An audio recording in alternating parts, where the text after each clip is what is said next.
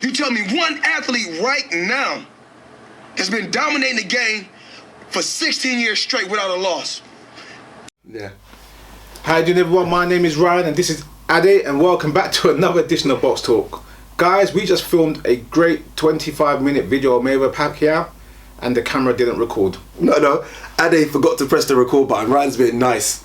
Ryan really wants to put me in a headlock and bust me up right now because we were just going back and forth and we didn't press record. So this is version 2. I don't know how we're going to do version 2 of This Week in Boxing. Yeah. Mayweather versus Pacquiao. Okay, let's start with Friday night's fights. Yeah. Remendo Beltran 4. Yeah, almost. Did he fight? Did anyone know he fought? Yeah. I feel sorry for him. To fight on the Friday before that big event is something. But aside from all that stuff, look, he's in a division, 135 pounds, where people are disappearing. Terence Crawford's disappeared, Omar Figueroa's disappeared, Adrian Broner went a couple of years ago, Ricky Burns disappeared. So he's the guy that could, unless Mickey Garcia kind of makes a run, he could kind of hold around and make some good money. And I'm happy for him to make some good money. That's what I like. That's what I like. That's what the sport's about. Yeah, he's a good fighter. Mm-hmm. It's good to see good fighters making decent change. Yeah. Yeah. You know, it's one of those situations there where the way the division was previously, he had a slim shot at holding the belt. Yeah, especially holding it for long. Yeah. The way it is now, he's got a chance to make a little name for himself, and he's done that in the past year or so, 2 years. So I think it's a good thing Santa Cruz for. Yes. The stuff Ade was saying about Leo Santa Cruz, I can't repeat on tape. Yes. But last night Ade was destroying him.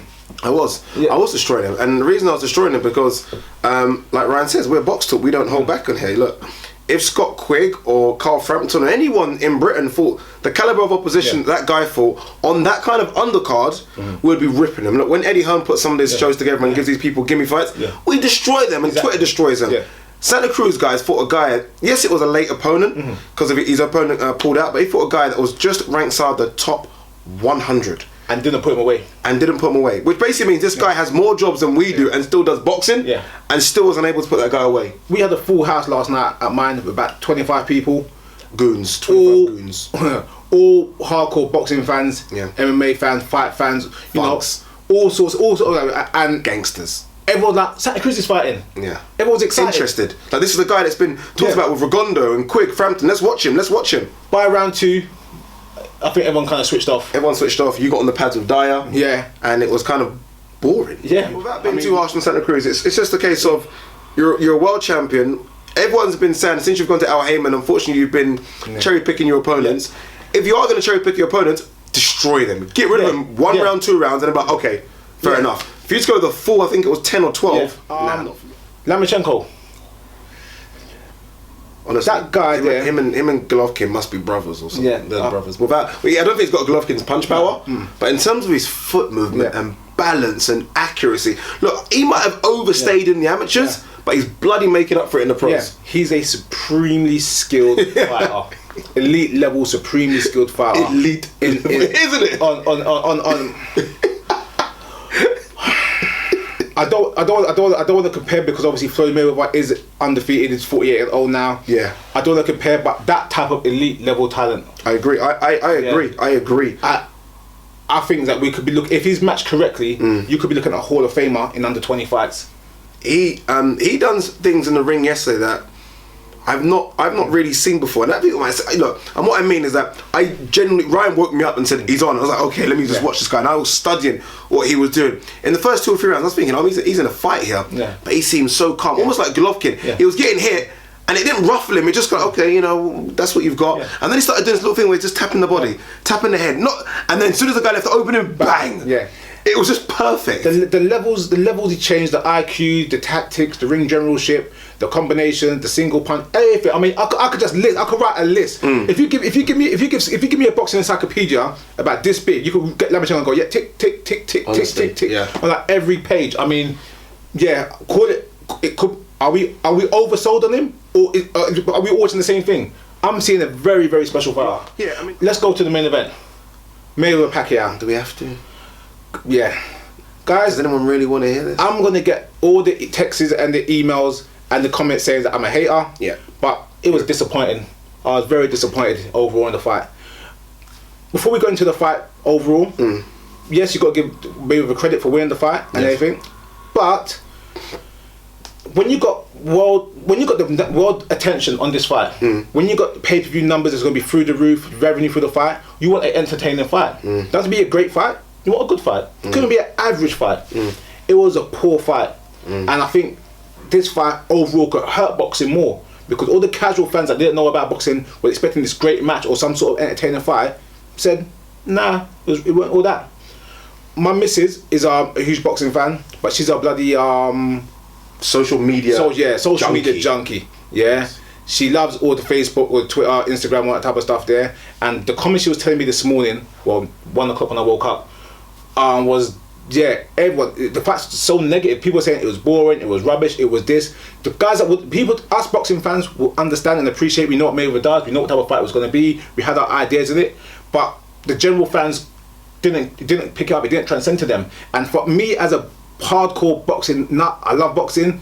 I could say that, guess what? When I want to watch a fight next week or next month, I ain't putting on Mayweather Pacquiao. Okay. Yeah. No. It's you make some valid points. I mean, look, it's a fight that would have. They're probably talking, believe it or not, guys, 4 million pay-per-view buys, which is ridiculous. 2.5 million of those will be casual fans that have never maybe tuned in or paid, but bought it on the hype of the social media. And those guys aren't coming back, so you lose that fan base. So when Ryan says it's hurt boxing, that's what he's trying to say. That for us hardcore fans, that we'll always tune into a fight regardless. Mayweather fights again in September, we're going to tune in. To the casual fans who tuned in, they'll be like, I don't think I'm going to tune in for that again. That's where it kind of hurts boxing. I got some of my female friends were telling me they're having girly fight night. I mean, your female friends.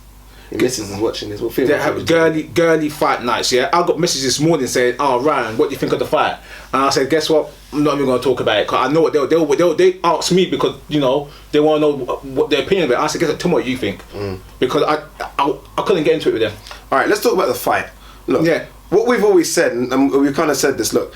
Mayweather always uses style. Mayweather is one of these people, he doesn't change style for no one. People has to almost change a style to kind of adapt or beat him. Maidana was sort of Cotto, was sort of Canelo, Oscar as well. For what we thought when we done the pre-fight build up to Pacquiao, what we thought was going to see, what we thought Pacquiao would be keys to victory for him anyway was aggression, no respect, and almost punch selection and balance. Yeah. He lacked all four. Yeah, he lacked all four of those in that fight. Pacquiao had no plan B. None. He had no plan B. And by the way, that's an 8-weight world champion with a Hall of Fame trainer who's won Trainer of the Year, I think, 7 or 8 times, and there was no plan B. What does that say? Jeez.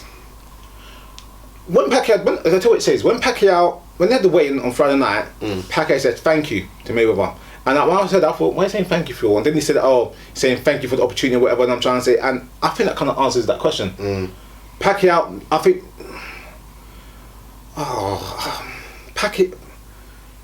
Pacquiao tried, but he didn't try intelligently. He just followed Mayweather. Everyone hopes for a little bit of the dynamicness. Everyone hopes a little bit of speed, a little bit of explode, a little pop. Besides a few occasions when he got maybe close to the ropes, there was none of that. We'll move on to it. I don't get it. Pacquiao coming out and saying he's got a shoulder injury. Yeah. How poor is that? Yeah, I think that's really poor. That's David Haye toe. That's on that level of poor. Okay, again, guys, we all know this already, yeah?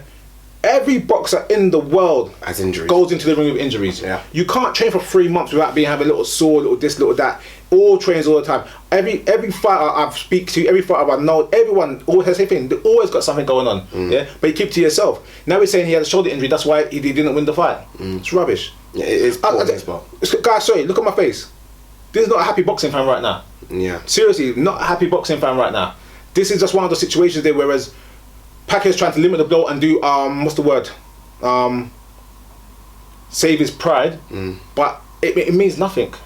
I mean, are we slightly to blame for this? And what I mean by that is, look, we know boxing. I mean, beating up Brandon Rios and putting down Algieri 6 times doesn't really prepare you for the pound for pound number 1. No, it doesn't. We sold on what he done against Cotto, Hatton and Marguerite, and we were hoping that maybe just a bit of fire he had left. Yeah. You could see from round 1 too. There was. I mean, yes, he landed a couple of shots. Of course, he's going to, but you could see there was nothing in the punches. I defended Manny Pacquiao in those videos. Yes, you did. And I strongly believe that this was the fight he wanted. I believe that obviously the motivation issues that I mentioned, the fire's back, all those type of things, because that's what fighters fight on desire and heart and want. That's what they have. And I mean, fighters are very special people. You know what I mean? It's not a thing where you say, I mean, when you go into the ring, it's one-on-one. Yeah, unless you've been in there. So for Pacquiao to be calling this fight out for 5-6 years, I honestly felt he had something in his gut that he knew this was his moment to do it. Alex Ariza and Pacquiao. Pacquiao looks smaller. Tell you, Alex put out there as well. He looks smaller. The power's gone. You mentioned Mayweather's bigger and stronger. I don't accuse people. Did Teddy have to say that, by the way, about he looks smaller and stuff? Yeah, he said. I think I tweeted or put a message. I saw it on Friday night or Saturday morning. He said, "Why does Pacquiao look so small?" Did he really say that? Yeah. And by the way, Pacquiao's not really weighted 145 pounds. Yeah. Shouldn't really look that small. Yeah. I mean, he normally comes in light, doesn't he? Like 142, 143. Yeah. Anyway, I'm not gonna go there. All right, look. Let's give Mayweather his credit though. Let's give Mayweather You credit. have to give credit. His timing. You have to give his credit. accuracy. You're not gonna. I've not seen accuracy like this. Yeah. It's ridiculous. Look, He has slowed down. He has slowed down, but for as bad as Pacquiao looked, he's still bloody fast. Oh yeah. And for Pacquiao, and for Mayweather to keep getting him as he's coming in, keep getting him, and his one shot he lands an uppercut as Pacquiao's coming. I thought, oh, this accuracy is on a different level. It is different. I reckon now Pacquiao will have a swan song. Yeah. A nice safe fight. Philippines or Macau. Something like that, yeah. Like a going away party against someone relatively easy, and then he'll retire. Pay-per-view numbers on that would be shocking, but they have to make that free. I don't know. Pay-per-view numbers. Aaron's going to squeeze his last red cent out. Go on, talk to me about Mayweather. Who does he fight in September? And will he go for the Rocky Marciano record, which guys is 50-0? Mayweather September will be 49-0. Will his ego allow him for one more fight? Of course he would. Mayweather's not an idiot. I always say Mayweather's the smartest guy in boxing. He's the smartest boxer we've ever had. Ever, isn't yeah, it? the smartest businessman in boxing. Yeah. He will have his last fight on his contract, and then he'll renegotiate a special one-fight deal for the world's most ridiculous money for one fight. Who against? Cotto, middleweight? Something like that. I expect Mayweather to fight a good but relatively safe opponent in September. Who? Give me a name. Possibly Danny Garcia. So Danny Garcia's a champion at 140. Can't really make the weight. He wants to come up. Mayweather's leaving. Mayweather can win that fight. Danny will box with him. Embarrassing. Yeah, maybe yeah, but it'll be easy fight for Mayweather. Not easy, but relatively easy for him. And then Mayweather will negotiate a huge fight with Miguel Cotto for the middleweight title if he's still the champion, or he'll do something like fight Amir Khan in the UK, get that transatlantic pay-per-view. He'll have Showtime's crew flying over from America to over here. It will be phenomenal. That's the plan. Guaranteed. Made this time next year. 50-0, the biggest fight known to man they're gonna do. Yeah, well, that's going to be a fact. I can see Garcia. I've been hearing rumours anyway, Garcia and Maidana, but you never know. Garcia could fight. I think anyone would stop negotiations with a fight if Mayweather calls. Yeah, that's just the way. Yeah. We'll go through now. Billy Joe Saunders, Chris Eubank. Yes, sir. No longer on the 9th. Rumours have it they're fighting for an interim shot for Andy Lee's title because Andy Lee's injured the shoulder. Yeah. Sometime in June. Yeah. Big press announcement on Wednesday, which I will be going to, so I'll be getting some interviews for that. If it's local, not. They say London. They said London, yeah. So hopefully we can get to that. Hopefully we can get to it and start in because we haven't spoken to Frank Moran for ages. Yeah. The only thing about this, look, I don't mind. I think it's way too early, by the way. Way too early for both of them to be going. And I don't know what Billy Joe Saunders is doing, risking this because I think Chris Eubank could win this fight, and then you kind of just what are you gonna have a trilogy? It's too quick. I definitely think it's a bad move for Billy Joe. Way too quick. And say Chris Eubank loses as well. It's a bad move for him. If he loses twice to Billy Joe Saunders, Billy Joe's got his numbers bad. It's not even that. Sometimes you got things to marinate. The fight was barely a year ago. It was a good fight. The second half, the first half was a little bit sour, but both of them have got world title shots basically guaranteed within the next 6 months. Yeah, I think it's a bad. They could have both had the world title shot, possibly win the world titles, and then unify. One thing I will say about this as well, the card's still going on as far as we're concerned at the Wembley Arena. That's a big arena. And Frank Buglioni and Bradley Skitton, no disrespect to these guys, can't fill that arena. You need Billy Joe and Chris Eubank. It's going to be a tough sell. It needs to go. It needs to go Bethnal Green. You're cool. It needs to go Bethnal Green. No, because there's not really small arenas like that. Mitchell Smith is a good young talented fighter. Fantastic, but he's fresh. He's not known to. I wouldn't say he's a ticket seller. Yeah, well, because he does right, but not that. No, he does all right. Yeah. This is Wembley Stadium. Yeah, Wembley Arena. Wembley Arena. Bradley Skeet, good fighter. He must be headlining the bill. Yeah. But again, it's a big ox. It's a big ox. What else you got? What else do I have? Oh, you love this one. You got this one. Al Haymon news. Yeah. Al Haymon being sued by Golden Boy promoters, managers. It's about a whole list of them for unsportsmanlike practices. No such thing to be sued by, is there really? It's one of the bylaws in boxing. It's not like the Ali Act. Like the Ali Act. So there's another one. And it just shows that Al Haymon, what this tells me, He's Al Haymon, hated. Yeah, it's not he's hated. He's so big right now. Yeah. That everyone's trying to hurt him. Yeah. Regardless if you like him or dislike him, promoters and managers don't tag team up. He wasn't even at the fight yesterday. Yeah. I'm not joking. This is the biggest fight that's had in history. Al Haymon was nowhere to be seen. Does he exist, or is this guy got a mask on? When does promoters or people ever tag team up don't. to sue someone in boxing? They don't. It's normally personal to get their own gain. They're trying to shut him out. Yeah. They're trying to shut him out. It reminds me of some of the UFC being sued a few years ago about the monopoly of the sport. Yeah. Yeah. But when all the promoters are doing exactly the same thing, to someone done it bigger and better than them. I'm very concerned about the PBC thing. I know you were excited about it initially. I'm concerned when I'm starting to see matchups that are starting to concern me a bit, in-house matchups, and I'm thinking fans will only take this for so long. Yes. Do you know what I mean? Already I'm getting a bit bored of it. So we'll see anyway. Yeah, true. Graham Earl. Yeah. Sentenced to 7 years in prison for dealing cocaine. What, Graham Earl? Graham Earl, yeah. Who did Graham Earl fight? Before Casillas, man. Yeah, that Graham Earl. Yeah. Bloody hell, 7 years. Jesus, man. What? Oh, I don't know what to say about boxers going wrong. It's not boxers going wrong, it's the world going wrong, but hey. I think this shows why he fought Casillas in Australia a few months ago. What, he's trying to smuggle in coke? No. What? Money. I think he's trying to say smuggling coke from Australia to here. Well, no, you could be trying to smuggle in coke in his shoe. You can get quite a bit of coke in his shoe, you know that? Oh, Jesus. Yeah, money. I think it's a shame. It's a shame. It's a shame. Again, we spoke about this. Let me get more serious now. Jokes aside, we spoke about this in terms of rehabilitation for fighters after they fight or fighters with that long break. Graham Earl's not fought for a few years after he fought Casillas. Yeah. What's going on? Promoters, managers, why do they just disappear? You've got to watch that documentary Champs. Yeah. It's all in there. Yeah. There's things. Guys, watch that documentary Champs. Yeah.